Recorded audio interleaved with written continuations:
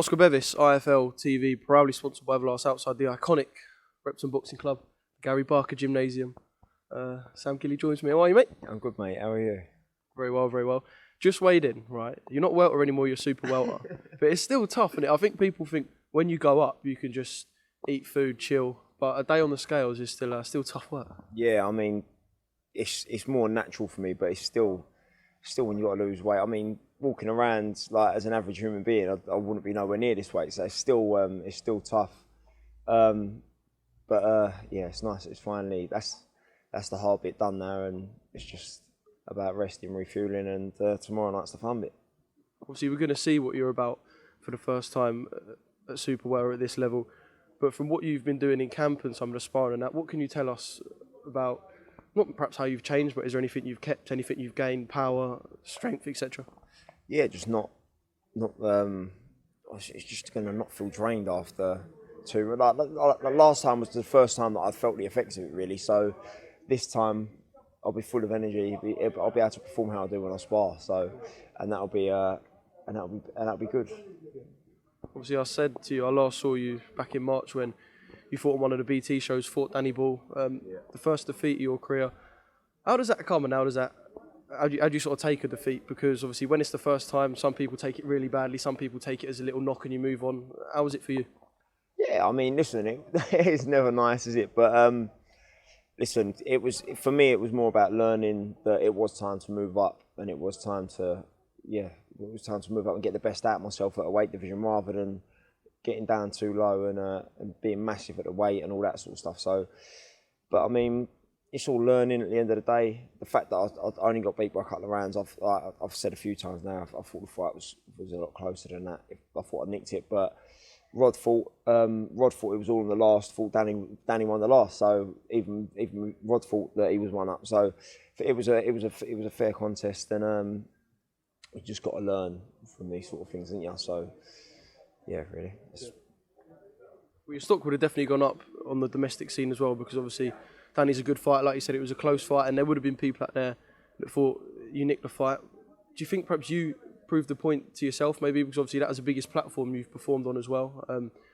I've been at loads of your fights on the small hall shows and that, and you can look better than someone that you know your level's above. But when there's a nice lever match contest on a big platform, do you think you proved something to yourself that, I know, perhaps you do belong at this domestic level and there's a lot to achieve if you?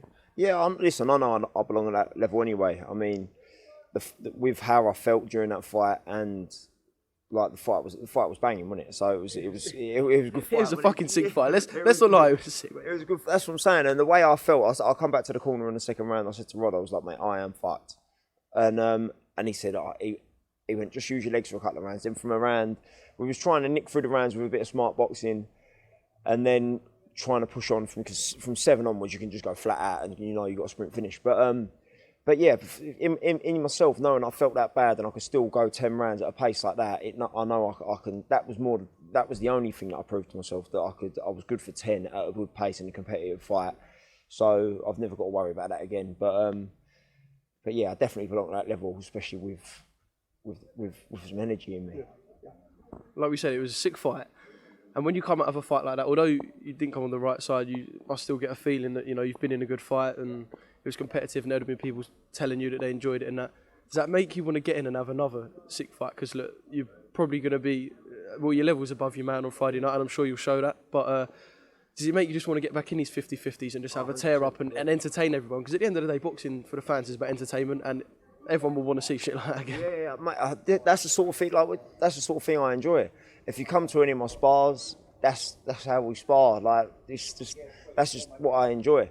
So putting on a show, it's a shame there weren't no fans there, because if there was fans there for that fight, that'd have been even better. So, but hopefully we don't have to go through the point of not having no fans there again. I mean, but yeah, like I said after this, I'd want the English title straight away.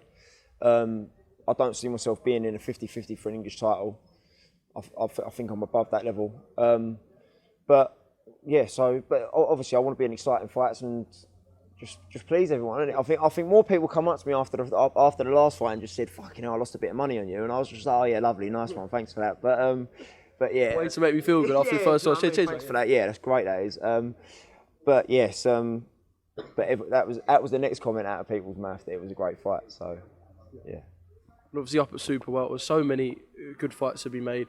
So many good fights in every division, but I think when you look at Super-Welter domestically, probably one of the strongest divisions.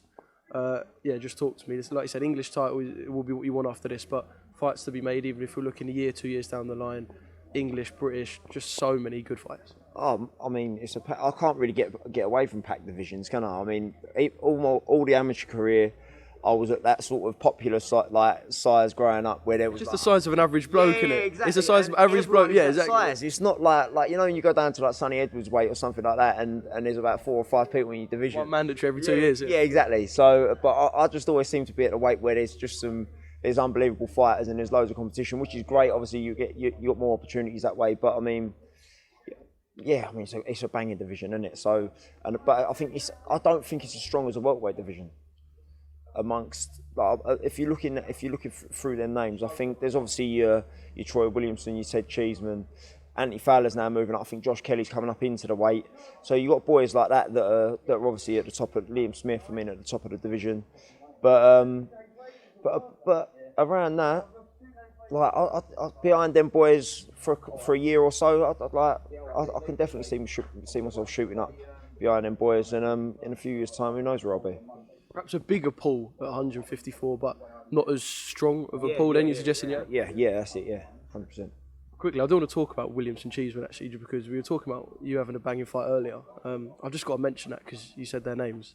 Sick, wasn't it? Sick. Oh, mate, I mean, it was heartbreaking for me because obviously I spar with Ted and I've got to know him quite well over the camps and stuff, and he's a lovely geezer. But oh, mate, me and Rod were sat in his front room on the edge of our seats, and we was like a couple of school kids, honestly, screaming at the telly. But it was going one way then the other. I mean, that's got to be one of the best nights of boxing throughout that I've seen for a very long time. So credit to both the boys. I mean, and Troy's going to be in some quality fights. I mean, he's exciting, isn't he? So yeah, it's good.